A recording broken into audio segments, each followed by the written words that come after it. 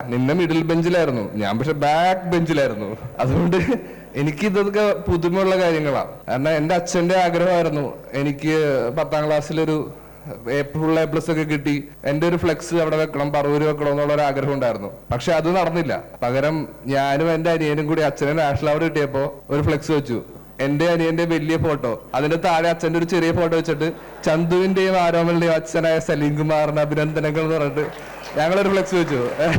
അത് ഞാനും എന്റെ സ്കൂളുകാരോട് ഉള്ളൊരു ഡീലിങ്സ് ആയിരുന്നു. അപ്പൊ സ്കൂളിന്റെ പേരൊക്കെ വെച്ചിട്ട് വലുതാക്കി വെച്ച് അച്ഛന്റെ ഫോട്ടോ ചെറുത്, എന്റെ വലിയ ഫോട്ടോ ഒക്കെ വെച്ചിട്ട്. അപ്പൊ അത് അങ്ങനത്തെ ഒരു ആഗ്രഹം ഞാൻ സാധിച്ചു കൊടുത്തിട്ടുണ്ടെന്നല്ലാതെ ഇങ്ങനെ ഒരു ഫ്ലെക്സ് ഒരിക്കലും എനിക്ക് വെക്കാൻ സാധിച്ചിട്ടില്ല.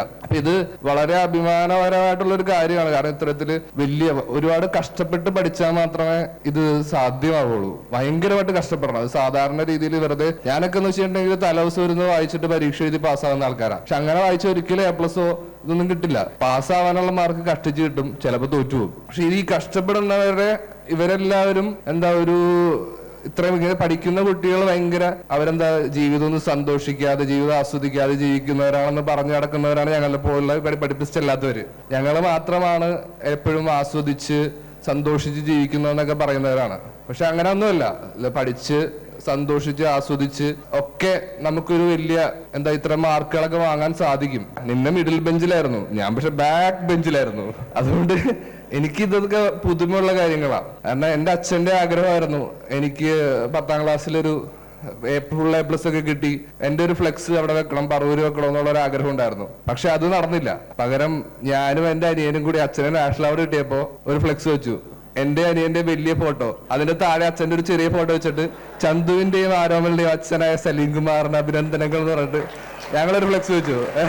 അത് ഞാനും എന്റെ സ്കൂളുകാരോട് ഉള്ളൊരു ഡീലിങ്സ് ആയിരുന്നു. അപ്പൊ സ്കൂളിന്റെ പേരൊക്കെ വെച്ചിട്ട് വലുതാക്കി വെച്ച് അച്ഛന്റെ ഫോട്ടോ ചെറുത്, എന്റെ വലിയ ഫോട്ടോ ഒക്കെ വെച്ചിട്ട്. അപ്പൊ അത് അങ്ങനത്തെ ഒരു ആഗ്രഹം ഞാൻ സാധിച്ചു കൊടുത്തിട്ടുണ്ടെന്നല്ലാതെ ഇങ്ങനെ ഒരു ഫ്ലെക്സ് ഒരിക്കലും എനിക്ക് വെക്കാൻ സാധിച്ചിട്ടില്ല.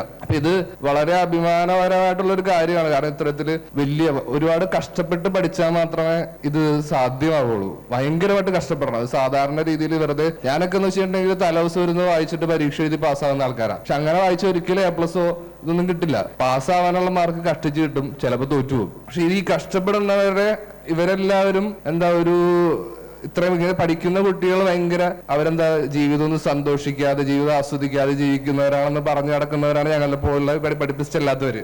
ഞങ്ങൾ മാത്രമാണ് എപ്പോഴും ആസ്വദിച്ച് സന്തോഷിച്ച് ജീവിക്കുന്നതെന്നൊക്കെ പറയുന്നവരാണ്. പക്ഷെ അങ്ങനെ ഒന്നുമല്ല. പഠിച്ച് സന്തോഷിച്ച് ആസ്വദിച്ച് ഒക്കെ നമുക്കൊരു ഇത്ര മാർക്കുകളൊക്കെ വാങ്ങാൻ സാധിക്കും. നിന്നെ മിഡിൽ ബെഞ്ചിലായിരുന്നു, ഞാൻ പക്ഷെ ബാക്ക് ബെഞ്ചിലായിരുന്നു.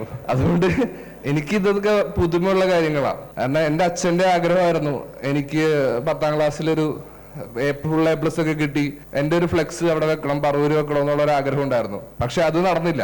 പകരം ഞാനും എൻ്റെ അനിയനും കൂടി അച്ഛനെ നാഷണൽ അവാർഡ് കിട്ടിയപ്പോൾ ഒരു ഫ്ലെക്സ് വെച്ചു. എന്റെ അനിയന്റെ വലിയ ഫോട്ടോ, അതിന്റെ താഴെ അച്ഛന്റെ ഒരു ചെറിയ ഫോട്ടോ വെച്ചിട്ട് ചന്തുവിന്റെയും ആരോമലിന്റെയും അച്ഛനായ സലീം കുമാറിന്റെ അഭിനന്ദനങ്ങൾ എന്ന് പറഞ്ഞിട്ട് ഞങ്ങളൊരു ഫ്ലെക്സ് വെച്ചു. അത് ഞാനും എന്റെ സ്കൂളുകാരോട് ഉള്ളൊരു ഡീലിങ്സ് ആയിരുന്നു. അപ്പൊ സ്കൂളിന്റെ പേരൊക്കെ വെച്ചിട്ട് വലുതാക്കി വെച്ച് അച്ഛന്റെ ഫോട്ടോ ചെറുത്, എന്റെ വലിയ ഫോട്ടോ ഒക്കെ വെച്ചിട്ട്. അപ്പൊ അത് അങ്ങനത്തെ ഒരു ആഗ്രഹം ഞാൻ സാധിച്ചു കൊടുത്തിട്ടുണ്ടെന്നല്ലാതെ ഇങ്ങനെ ഒരു ഫ്ലെക്സ് ഒരിക്കലും എനിക്ക് വെക്കാൻ സാധിച്ചിട്ടില്ല.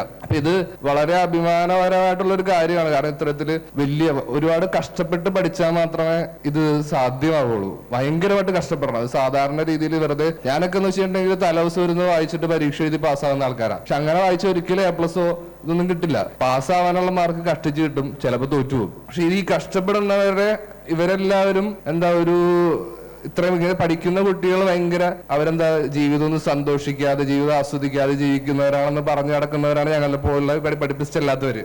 ഞങ്ങൾ മാത്രമാണ് എപ്പോഴും ആസ്വദിച്ച് സന്തോഷിച്ച് ജീവിക്കുന്നതെന്നൊക്കെ പറയുന്നവരാണ്. പക്ഷെ അങ്ങനെ ഒന്നുമല്ല. പഠിച്ച് സന്തോഷിച്ച് ആസ്വദിച്ച് ഒക്കെ നമുക്കൊരു ഇത്ര മാർക്കുകളൊക്കെ വാങ്ങാൻ സാധിക്കും.